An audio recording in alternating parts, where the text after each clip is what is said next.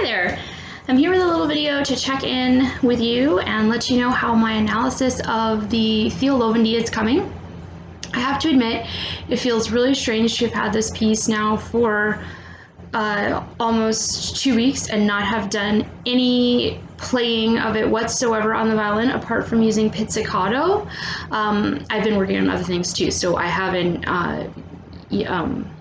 spent a ton of time on it, but the time that I have spent has been really valuable to me. Last time we chatted, I was just beginning to break this melody into identifiable chunks, sort of. And I want to be clear that the terminology I'm going to be using to discuss my analysis is not necessarily formal, and it may or may not be correct, but it's more a creative process for me to sort of understand the inner workings of the piece and identify features that I want to bring out in performance. So here's where I'm at right now. Last time I was chunking the melody into smaller chunks, and the more I spent time with the score, I realized that the chunks are a little bit larger. So here's my first chunk.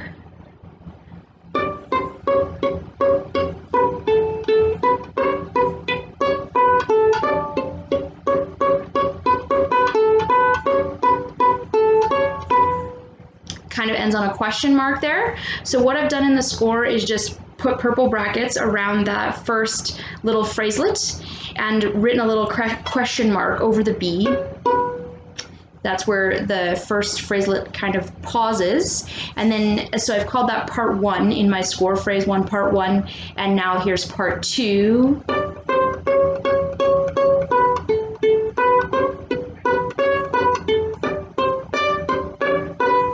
Whoops.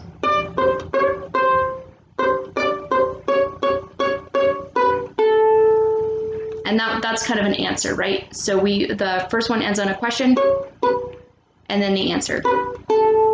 So that's my first little phrase one with a part one and a part two. Now, also what I've gone in there and done is write in some characteristics for this section, because when I do play it on the violin, I want my technique to be dictated by the musicality and not the other way around. So right away, I want to be thinking about what is the mood that I'm trying to get across and how am I going to use the bow to achieve that mood. So this first section I'm calling folksy, fiddly, dancey, and fun. And then I wrote where it changes a little bit. So we have a 16th note rest in bar 3. And it feels just like a stagger to me, so I wrote in the word stagger. So now we have, we come to phrase 2, part 2, and it begins just like the first phrase.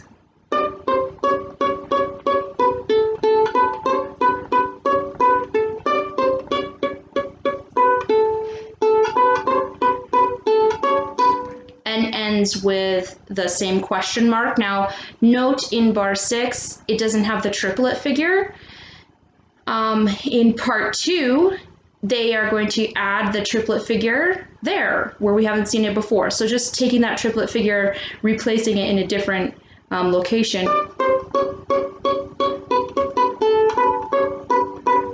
And here's the,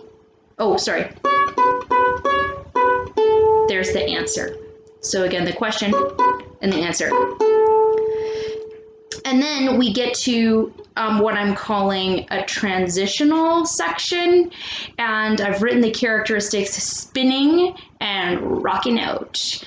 You'll see why later when we add all the notes and the bow. But for now, the melody just kind of repeats like this.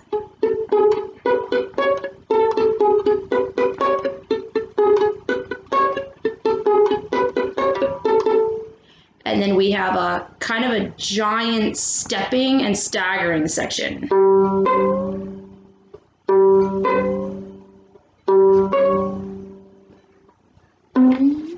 And then a slidey thing. So that's where I'm at right now. And I'm just starting to look at the second half of the page and figure out what's going on there. I will admit, this process feels right now still super counterintuitive to me. It feels like I should be practicing this right now, but I want to stay true to my belief that if I spend this time understanding the piece now, it's going to save me a lot of time when I start playing it on the violin. So I'm sticking to this experiment. I am going to finish analyzing this piece. I'm giving myself until the end of tomorrow, and then I'll be back with my first time bowing it. All right, see you then.